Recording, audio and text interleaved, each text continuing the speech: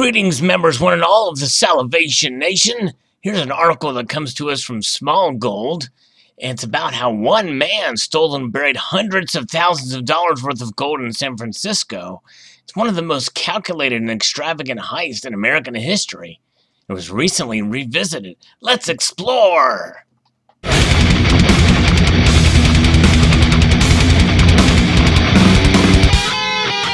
This is near Contra Costa County, California there, near San Francisco. Selby Smelting Works in Contra Costa, California, in county near San Francisco was one of America's busiest smelters a bit more than a century ago. The refinery was the largest on the West Coast, refining gold, silver, and lead. It was also the target of one of the most notorious thefts in U.S. history, which was recently revisited in a February 21st feature in the San Francisco Chronicle. It goes something like this. Jack Winters, better known as Buck Taylor, don't ask us why, once worked at the Selby refinery. One day in early August 1901, the plant received an order containing over half a ton of gold bullion bars. That was so much gold it wouldn't fit in the smelter's brand new vault.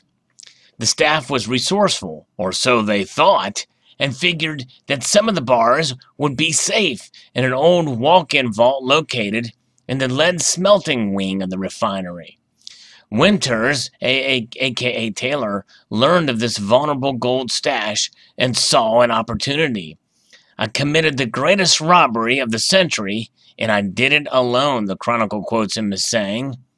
Mike Moffat of the Chronicle details how Winters reached the vault.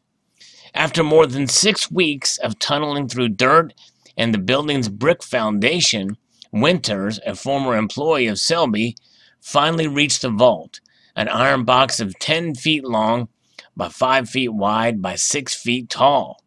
Moffat writes, "It took him all night to drill through the metal floor and open a hole. The hardest work of my life," he said. This was a factory full of noise, and nobody heard Winters drilling away. He made 14 trips in and out of the gold-stocked vault. He was able to take nearly 900 pounds of gold, going back and forth from the vault to the wharf, where he would lower the hull into the bay. At the time, the crime was shocking. The refinery offered a $25,000 reward for justice, and was widely assumed that this was a group effort. It was just one person. He calculated the heist was the stuff of movies. He had every move in place before he executed the crime. "I planned how I would get rid of the bullion without bringing suspicion on myself long before I committed the robbery." Sounds like he had a lot more foresight than some of the other stories I've covered in modern times. He planned to remove the gold from the bay a bar at a time. He had intended to melt the gold, to mix it with alloy, and to dispose of it in quantities that would bring me about $10,000. It would have been a very easy matter at intervals of several months. Smart guy. To sell the gold at different places. I intended to take several years to dispose of the bullion. You're probably wondering how and why there is so much documented testimony from the man who committed the biggest gold heist in American history. Well, he didn't get away with it. How he was caught remains somewhat unclear, but a tip of Winters' suspicious ways while on the job led police and investigators to a small cabin where a gun, a shovel, muddy clothes, and personal letters were found. The letters led authorities to the house of a woman in San Rafael where Winters had been hiding. He was found there and arrested. He pleaded guilty and served 7 years of a 15-year sentence. So what happened to all the gold? The hundreds of pounds of gold Winters smuggled out of the Selby vault and hid in the bay was worth $283,000 in 1901. It would be worth over $17 million today.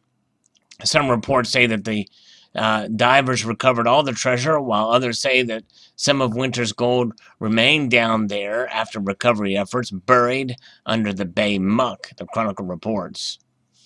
And there's a link to the full story there, an informative video below from the Contra Costa Historical Society. Very interesting indeed. A fascinating account republished here with his own twist from Coin World. Quite fascinating. Thanks again to Small Gold for sharing this with me, and me sharing it with all of you guys. Pretty fascinating. It would make for a great movie. What do you think? Can we get Matthew McConaughey in on this one, like he did with gold? Also based off of a true story about someone who discovered gold in a foreign land, or so they thought anyways. But nonetheless, there it is. I hope you enjoyed the story. I'd like to extend a multitude of gratitude to y'all for watching, and encourage you to please rate, comment, and subscribe.